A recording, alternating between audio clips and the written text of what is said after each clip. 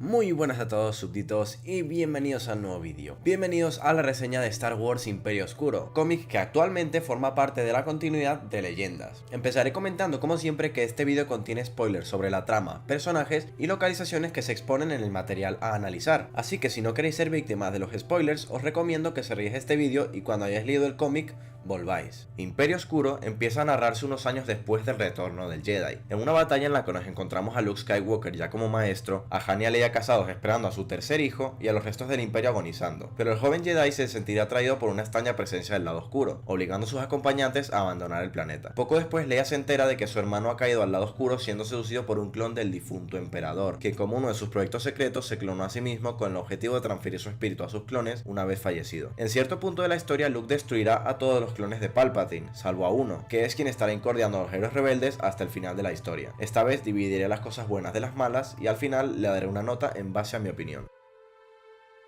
Empezaré por las buenas. Imperio Oscuro trata muy generosamente a nuestros héroes rebeldes, y digo solo héroes rebeldes porque con el resto de personajes no es demasiado bueno, pero esto lo comentaré en los puntos malos. Nos hace sentir un real peligro durante prácticamente todo el relato, ya que nos presenta a un emperador implacable que no titubea a la hora de destruir planetas o asesinar a aquellos subordinados que no ejecutan bien sus órdenes. El ambiente de oscuridad que rodea a la trama es también un punto a favor, ya que aplica cierto dinamismo y tensión a la historia. Esto incluye a nuestros héroes, quienes nos dan la sensación de que también sienten esta condición. Además de todo esto, se hace mucha referencia al pasado de los Jedi. El caso más claro es Bima Daboda, quien es descendiente directa de Nomi Sunrider, además del holocron del emperador que data de tiempos muy antiguos de la Orden Jedi. También de los Sith, con el viaje de Darth Sidious a Corriban, el planeta originario de estos guerreros oscuros, y al castillo de Jun, de su fallecido aprendiz Lord Vader. Además, se nos demuestra también el gran poder del que Palpatine hacía gala, desatando una tormenta de la fuerza que consumió a toda una flota estelar de la Alianza Rebelde. Cuando me refiero a poder, no solo hablo del emperador en sí, sino también de su resurgido imperio, con el destructor estelar Eclipse, por ejemplo, que presume ser la nave más grande que la galaxia ha visto, o también con el cañón hiperespacial, un potente misil que era capaz de viajar a velocidad luz hasta su objetivo y destruirlo, de un solo impacto. En la historia sí se destruyen planetas, como Vis o la luna Pináculo, donde los rebeldes tenían su base. Así es, planetas enteros. Como punto bueno también me gustaría destacar la evolución personal de mi querido Luke Skywalker, a quien me hemos preparado no solo en cuanto a poder, que también demuestra ser muy poderoso por cierto, sino también para con los Jedi, con la suficiente madurez como para entrenar a los sensibles a la fuerza que se va encontrando durante la historia. Los personajes secundarios que se nos presentan son muy interesantes, como la ya mencionada Bima, pero también Cam Solusar, Empato Hyos Brand y los hermanos sensibles a la fuerza que Luke encuentra en Ossus, el planeta de los Jedi. Como simple ojador del tema que me considero, me gustaría destacar el dibujo también, que a pesar de no ser realista presume de un toque retro que me fue muy agradable a la vista, a decir verdad. Seguramente tenga más puntos buenos o más cosas buenas que decir sobre Imperio Oscuro, porque la novela me ha encantado, pero vayamos con los puntos malos. Solamente tengo dos cosas que criticar de esta historia. La primera es que a medida que avanzamos en la historia y nos acercamos al desenlace podemos notar un descenso en calidad. Esto se debe en parte a que el autor no tenía pensado continuar la historia más allá de su primera serie, pero el rotundo éxito del que gozó hizo que le obligaran a hacerlo, notándose la falta de ganas y de empeño de Tom Weiss, hasta lo que me pareció lo peor de Imperio Oscuro, el final,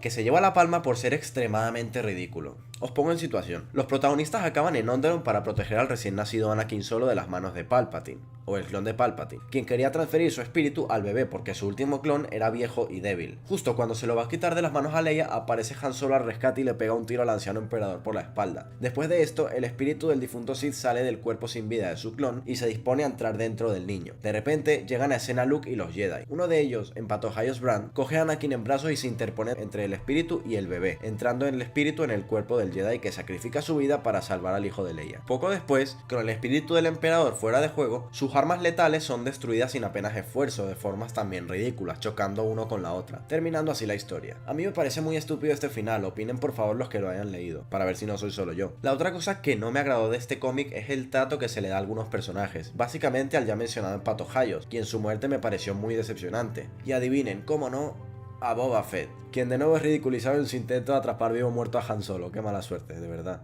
Fallando no solo una vez, sino varias, de formas completamente ridículas. Hasta aquí mi análisis de Imperio Oscuro. En conclusión, me ha encantado prácticamente todo lo que he leído, salvo el ya mencionado final. Por esto, y los puntos negativos antes mencionados, mi nota para él es de un 8,75 sobre 10, y una sincera invitación a que lo leáis. Un saludo, que la fuerza os acompañe, y hasta la próxima.